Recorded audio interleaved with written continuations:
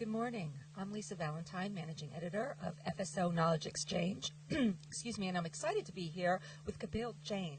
Hi, Kapil. Nice to see you. Kapil is the Vice President and Business Unit Head for Banking, Financial Services, and Insurance, Infosys BPO. And we're here at the 6th Annual FSO Knowledge Exchange Financial Services Transformation and Outsourcing Strategies Forum, and I want to again thank you for being here. I have a few questions for you, if you don't mind.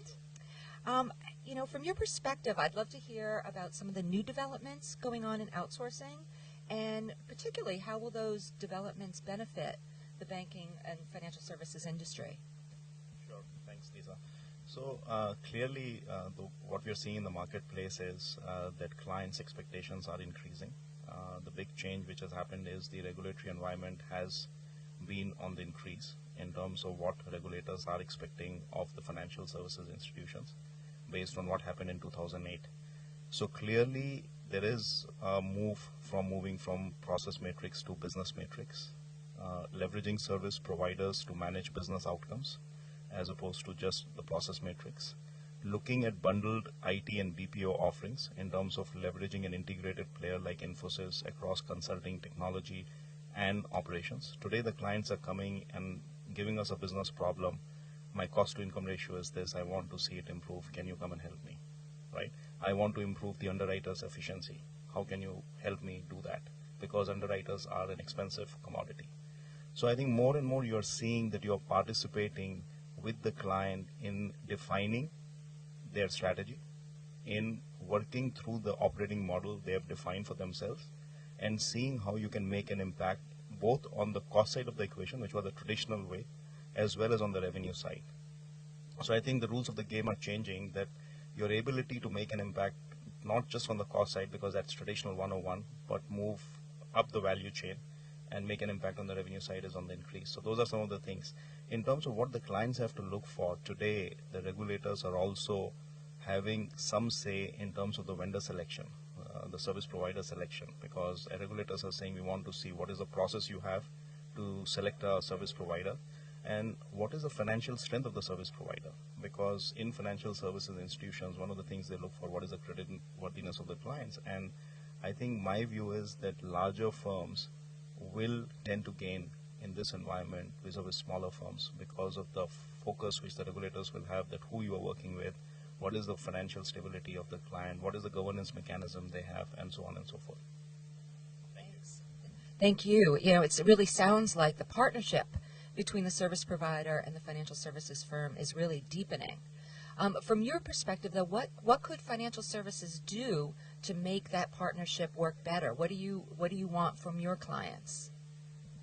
So clearly, like I said, today the maturity of the clients as well as of the service providers have increased. If you see where we were about 8-9 years back, and BPO is relatively a new industry, because the adoption of BPO from an outsourcing, offshoring perspective, there's a lag of about 10-15 years between BPO and IT.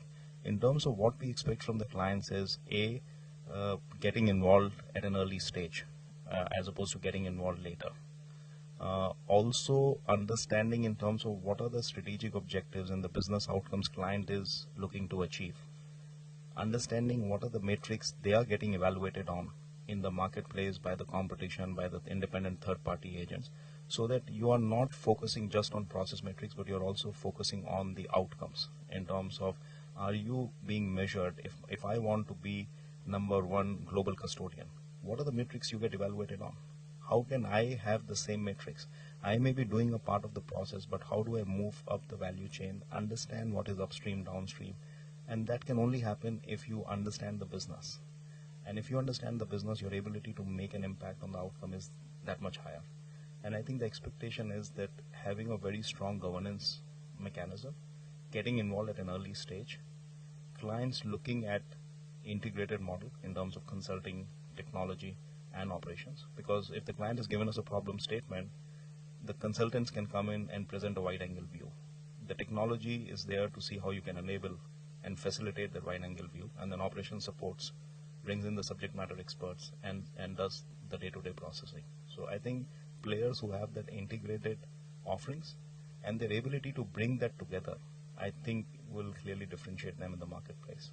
And clients who are using that are the ones who will be differentiated in the marketplace and the ones who are not using. Thank you. Thanks. I wanted to switch gears a little bit and talk about the role of data management. We're hearing a lot about big data and dealing with data. And what role do you think data management or how will it evolve in the next 18 months or so? So I think there's a lot of talk which is going on the data management side, big data.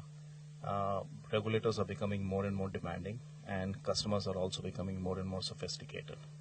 So clearly data management will play a very key role. Some of the firms are looking at chief data officer and looking at creating a very focused strategic group around data management. I'm sure you know the statistics that every 18 months the world data is supposed to double. And with the kind of pervasive computing, I'm sure the speed at which the data will increase will be phenomenal.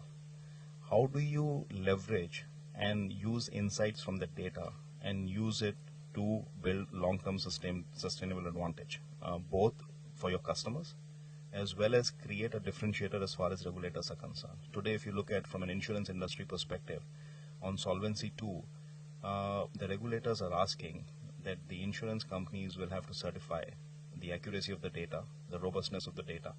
So I think there is going to be a lot more focus, because while I'm saying the data is doubling, roughly 30 to 40% of data is either not good, is replicated. So to clearly say that the data which you're looking at is the right data, you can make the right insight, you can help define the business strategy looking at the data as opposed to just intuition, I think is going to play a much larger role as we move along. Thanks. I have one final question. I was just wondering if you could comment on why attending events such as this are important for folks in the industry. I think it's important on 2-3 counts. One is it helps bring firms, clients, and service providers together, both on the buy side, sell side. Also bring in thought leadership in terms of what the clients are thinking and what service providers are thinking, because I think there has to be commonality in terms of, and also in terms of convergence, in terms of the strategic thinking which clients are putting together and what the service providers are putting together. And events like these help you to get closer, as well as bring in terms of what are your strategic priorities going to be. I think these events help us shape some of those, as well as clients get a better understanding and perspective of what we are doing and how our strategy is evolving in terms of helping on the agenda in which they have. So I think those are the things, these events help a great lot. Kapil, thank you so much for spending a few minutes with us, and for Infosys for attending our event. We appreciate it. It was a great interview. Thank you.